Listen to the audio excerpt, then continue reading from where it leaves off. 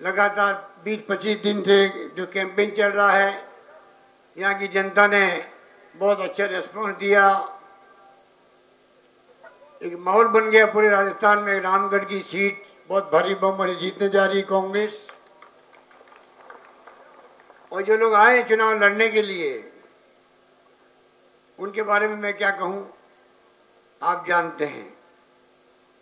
कल बीजेपी के एमएलए थे, आज बीएसपी में आ गए। उसके पहले कांग्रेस में थे, फिर बीएसपी में, फिर सपा में, फिर बीएसपी में, कभी बीजेपी में। ऐसे लोग जो कभी पार्टी बदलते हुए जिनको संकोच भी नहीं होता है, वो जनता का भला क्या कर सकते हैं, आप सोच सकते हैं। और आपको सोचना चाहिए कि आपको बहुत गंभीरता से विचार करना पड़ेगा कि सच्चाई के रास्ते पे कौन है। जुबेर खान तो अपनी जिंदगी लगा चुका है, बचपन से ही, जब एनएसयू में थे तब से ही काम कर रहा आपके बीच में। चाहे आपने एमएलए बनाया तब भी, एमएलए नहीं बनाया तब भी, इतने कोई कमी नहीं रखी। और तो और राहुल गांधी जी ने इनकी क्षमता को पहचाना, इनको राष्ट्रीय स्तर पर जिम्मेवारी दी। चाहे यूपी हो, चाहे मध्य प्रदेश हो, कहीं भेजना हो तो इनको भेजा जा रहा है अखिल भारतीय कांग्रेस कमेटी द्वारा।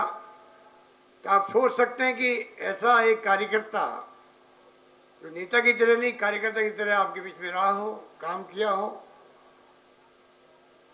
और इस बार साफिया बहन को टिकट मिला है, तो आप सबकी जिम्मेवारी है, हम सबकी जिम्मेवारी है कि उनको दुआएं दें, आशीर्वाद दें, शुभकामनाएं दें। और एक एक वोट कीमती होता है, वो जाकर के हम लोग कांग्रेस के हाथ के निशान पर लगाएं, जो हाथ का निशान हमें इस देश की महान नेता इंदिरा गांधी ने दिया है,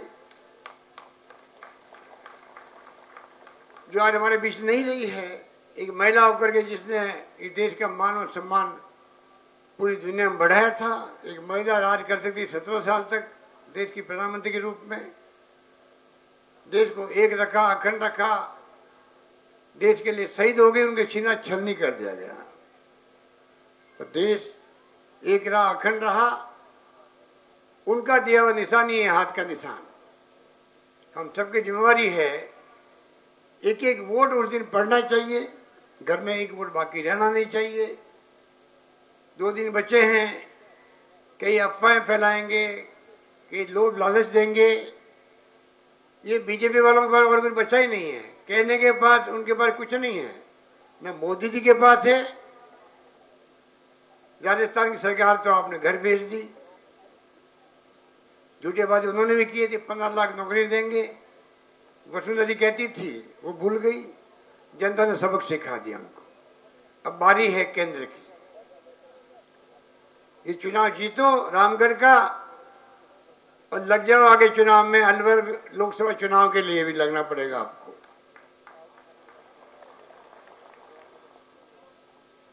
आज की सभा देखते हुए मैं कह सकता हूं, ये चुनाव जीतेंगे। फिर बारी आएगी अलवर लोकसभा चुनाव की। राजस्थान में 25 सीटें हैं। हमारा संकल्प होना चाहिए कि जिस प्रकार मोदी जी ने राज किया देश के अंदर, धज्जियां उड़ा दी लोकतंत्र की, घृणा का माहौल, नफरत का माहौल, हिंसा का माहौल,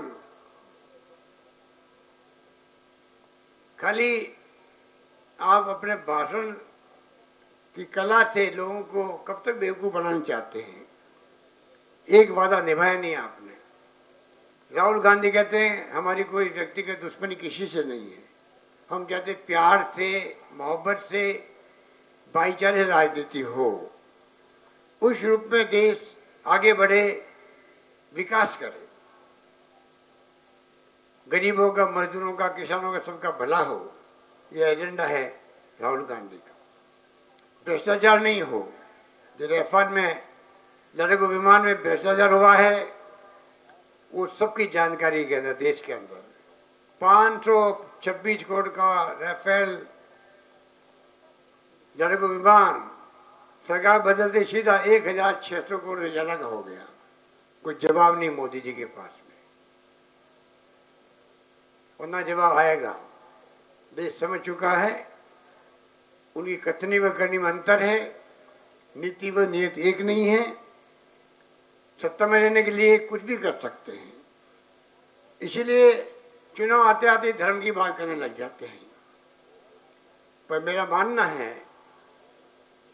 कि अब हिंदू समाज भी समझ चुका है, वो भी समझ गया है कि बीजेपी वाले जो है चुनाव आते तो इनको राम मंदिर याद आता है, वो समझ चुके हैं। और हम लोग सब बैठे हुए, हम हिंदू नहीं है क्या? हिंदू भी है, मुसलमान भी है, सिख भी है, ईसाई भी है, पारसी भी है, जैन भी है। और यही खूबसूरत गुलदस्ता देश का दुनिया के अंदर अपना नाम रोशन किए हुए हिंदुस्तान में अलग अलग धर्म के लोग, हजारों जातियां हैं, हजारों वर्ग हैं, बोलियां हजारों हैं, भाषाएं तरह तरह की है, मलयालम, तेलुगु, तमिल, पंजाबी, गुजराती, मराठी, राजस्थानी, कोई समझ नहीं सकता क्या लिखा हुआ है, तब भी हम लोग एक व अखंड रहे हैं। ये हमारी खूबसूरती है। ये उस खूबसूरती में दाग लगाना चाहते हैं, ये हमारी एकता को कमजोर करना चाहते हैं, जो हमें किसी भी कीमत पर मंजूर नहीं है। ये हमारी भावना होनी चाहिए। उसी रूप में हमें एक रहना है, अखंड रहना है, मजबूत बनाना है मुल्क को। वो प्यार से, मोहब्बत से बन सकता है, घृणा से, नफरत से नहीं बन सकता है। इस रूप में आज ये देश चल रहा है। आज देश को तमाम विपक्षी पार्टी एक हो रही है और वो कह रही हैं कि देश के अंदर लोकतंत्र को खतरा है, संविधान को खतरा है, देश को खतरा है। और मोदी जी की पार्टी, खाली मोदी जी और अमित शाह जी, दो लोग राज कर रहे देश के अंदर। ये हालात है देश के अंदर, इसलिए बहुत चिंता का विषय है।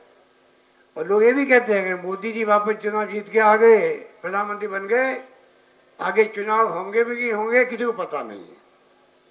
तो आप सोच सकते हैं कि अगर ऐसी स्थिति देश में बन गई है तो चिंता होना स्वाभाविक है। हम सबका कर्तव्य है कि हम लोग जिसका यकीन लोकतंत्र में है, वोटों के राज में है, जो महात्मा गांधी का दिया हुआ है, पंडित नेहरू के जमाने में, सरदार पटेल के जमाने में, मौलाना अबू कलाम आजाद के जमाने में, अम्बेडकर के जमाने में लागू हुआ है। 70 साल हो गए देश को, लोकतंत्र की जड़ें मजबूत हुई हमारे यहाँ पर, देश एक व अखंड रहा। और आगे भी आने वाली पीढ़ियों के लिए हमें इस देश को एक व अखंड रखना है। ये हम सबका संकल्प होना चाहिए। ये मैं आपसे गुजारिश करना चाहूँगा। अभी 2 दिन पहले ही राहुल गांधी जी ने फैसला किया प्रियंका जी का। राजनीति में राइट टाइम पर राइट डिसीजन, सही समय पर सही निर्णय होना आवश्यक होता है। राहुल गांधी जी ने सोच समझ करके सही समय पर सही निर्णय किया है। पूरे देश के नौजवानों ने, आम लोगों ने उसको वेलकम किया है। प्रियंका जी के आने से राहुल गांधी जी के हाथ मजबूत होंगे, कांग्रेस मजबूत होगी और ये फासिस्टी ताकतें जो है इनका मुकाबला करने में और आसानी होगी। ये मैं आपको विश्वास दिलाता हूँ।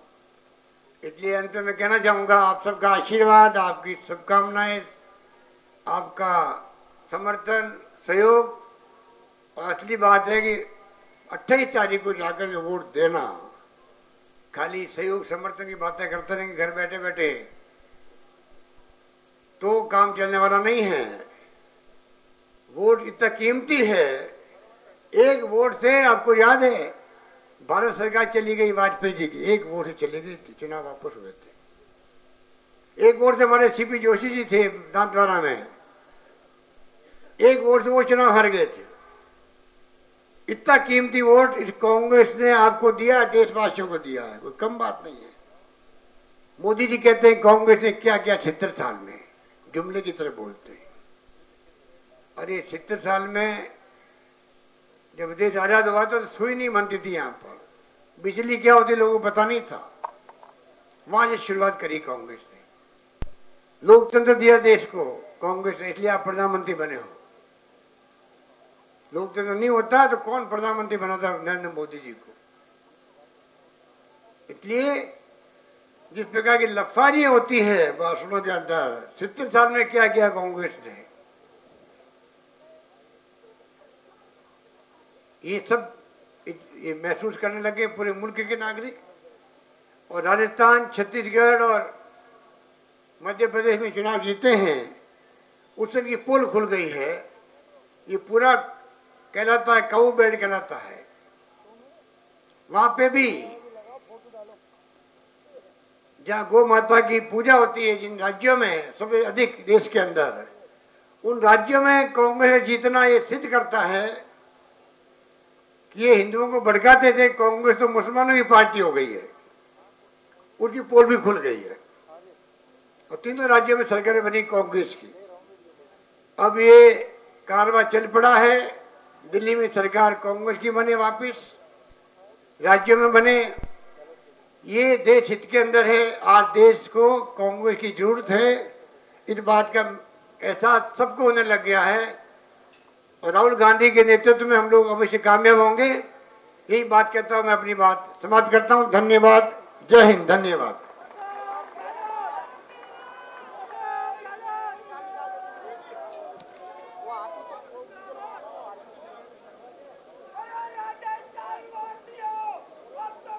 व्यापारी वर्ग के लोग आदरणीय मुख्यमंत्री और उप मुख्यमंत्री जी का मुकुट पहनाकर स्वागत करेंगे और सिख समाज के लोग तलवार भेंट कर स्वागत करेंगे। मैं उनसे निवेदन करता हूं कि वो मंच पर आकर मुकुट पहनाएं और तलवार भेंट करें।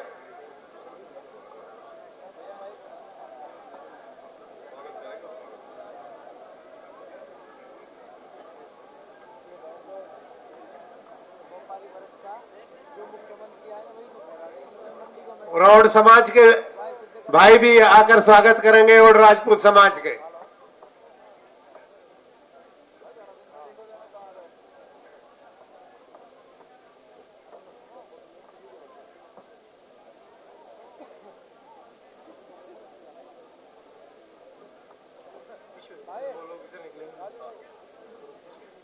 ये माइक